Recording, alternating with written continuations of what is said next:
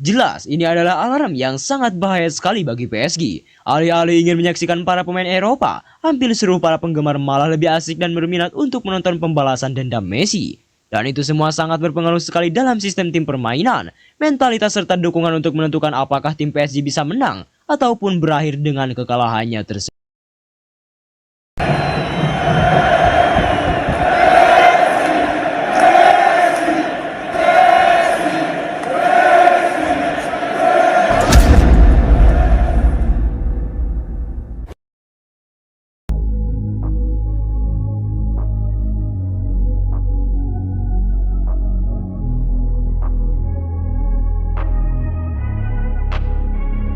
Berbalut seragam Inter Miami, Lionel Messi akan bertemu mantan klubnya Paris Saint-Germain (PSG) di babak 16 besar Piala Dunia antar klub 2025.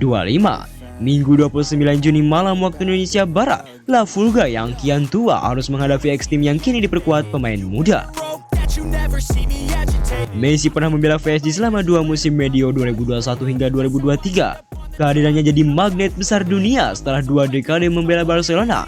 Namun eksistensinya tak berdampak signifikan untuk Les Parisiens jika melihat prestasi. Hanya gelar domestik yang didapatkan PSG selama 2 tahun Messi merumput. Bahkan di musim pertama Messi berseragam PSG, gelar juara Ligue 1 nyaris lepas ke Lens karena mereka hanya terpaut 1 poin di klasemen akhir. Jangan tanya sepak terjang di Liga Champions, karena PSG dan Messi tumbang di babak 16 besar selama 2 musim beruntun. Petinggi PSG sadar mendatangkan bintang tak serta-merta mengundang banjir trofi. Perlahan-lahan pemain jet set dipersilahkan pergi. Secara paralel, penggawa penuh talenta terus diasah dan diberi kepercayaan. Messi dan Neymar cabut pada musim panas 2023. Justru setelah keduanya pergi, PSG menanjak di level Eropa. Pada musim 2023-2024, klub ibu kota Prancis ini finish sebagai semifinalis Liga Champions. Di lingkup domestik pun seluruh gelar disapu bersih.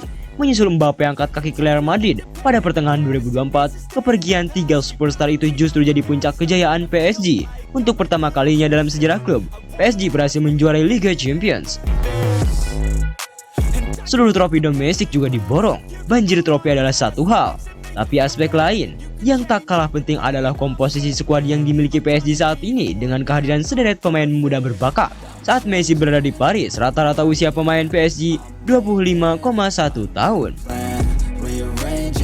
Setelah pemain-pemain ujur disisihkan, kini Les Parisiens diperkuat oleh penggawa dengan rata-rata 23,8 tahun. Satu-satunya pemain berkepala 3 adalah sang kapten Marquinhos. Itu pun usianya 31 tahun. Bukan tak mungkin deretan prestasi hanya bersemi dalam satu musim atau dikenal dengan one season wonder. Namun PSG harus lebih dulu fokus menyelesaikan Messi di pentas dunia. Gemilang PSG akan sempurna jika mampu menjuarai Piala Dunia antar klub 2025. Sebab semua gelar yang bisa mereka raih musim ini bisa didapatkan. Tapi angan-angan PSG melengkapi Fajal Trophy mungkin akan dapat ancaman dari Messi dan Inter Miami. PSG boleh diunggulkan, namun tetap perlu waspada. Pasalnya ditumbangkan oleh mantan pemain tentu terasa lebih pedih. Lionel Messi baru berulang tahun ke-38 pada 24 Juni tempo hari. Membawa Inter Miami lolos ke babak 16 besar sebenarnya sudah jadi kado spesial. Namun akan terasa lebih manis jika timnya bisa melangkah lebih jauh.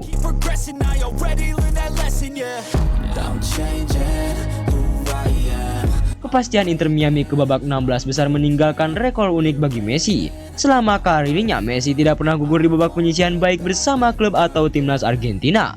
Inter Miami melangkah ke fase knockout dengan meyakinkan. Tak terkalahkan dari 3 laga yang dijalani membuat mereka tak bisa dipandang sebelah mata. Sebaliknya, PSG sempat kalah lawan Botafogo. Ini jadi isyarat bahwa ada celah yang bisa dimanfaatkan Inter Miami untuk merebut kemenangan. Pertandingan PSG versus Botafogo tak ubahnya seperti laga ikonik Celtic versus Barcelona pada November 2012 lalu. Kala itu, Celtic menumpas Barcelona 2-1 dengan statistik yang tertinggal jauh. Hal serupa terulang di PSG versus Botafogo. Wakil Prancis memegang penguasaan bola 75% dan total 16 sepakan yang 4 diantaranya mengarah ke gawang. Sementara Botafogo lebih efektif, ada 4 tendangan yang seluruhnya on target, salah satunya bahkan berbuah gol di menit ke-36 oleh Igor Jesus. Lantas, apa yang menjadi sorotan utama itu? Namun siapa yang menyangka jika memang secara statistik PSG diunggulkan, akan tetapi secara penggemar PSG sama sekali tidak ada yang mendukung. Dimana menurut kabar yang terbaru jika tiket pertandingan Inter Miami melawan PSG ini keseluruhannya telah diburu oleh para penggemar Inter Miami. Berbasis di Amerika Serikat sebelumnya, laga Piala Dunia antar klub ini dianggap sangat sepi sekali dan jarang ada peminatnya. Namun untuk pertandingan Inter Miami melawan PSG tampaknya berbeda 100%. 3 hari jelang pertandingan berlangsung, sebuah kejutan yang sangat besar malah terjadi di mana kabarnya tiket sudah habis. Faktanya bukan habis oleh para penggemar PSG, akan tetapi dihabiskan oleh para penggemar Inter Miami yang semakin kesini semakin meledak minatnya. Sampai detik ini dalam 3 laga terakhir, FIFA tampaknya selaku pembuat acara dan Amerika selaku penyelenggara mereka lebih banyak mendapatkan keuntungan besar dari tiket pertandingan Inter Miami. Keseluruhan rata-rata jumlah penonton pertandingan Inter Miami mencapai 60.000 dan kemarin melawan Palmeiras adalah angka yang tertinggi mencapai 70.000 penonton.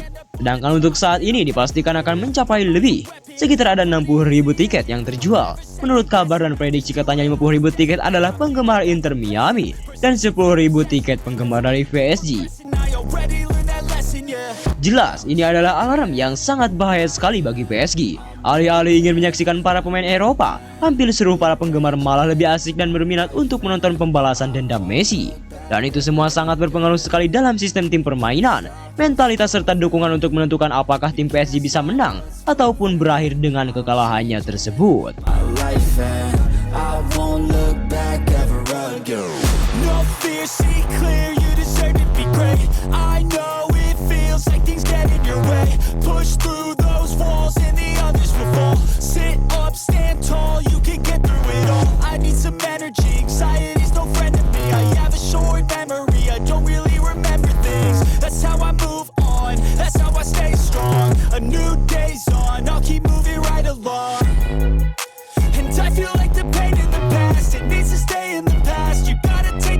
Nah, setelah Sobat Leo mengetahui itu semua, bagaimana tanggapan Sobat Leo soal berita Messi tersebut?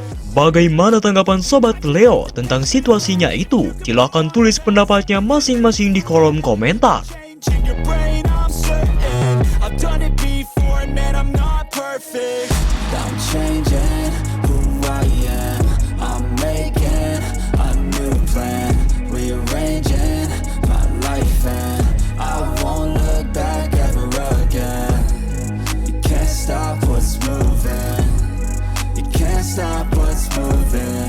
I'm changing my life and I won't look back ever again.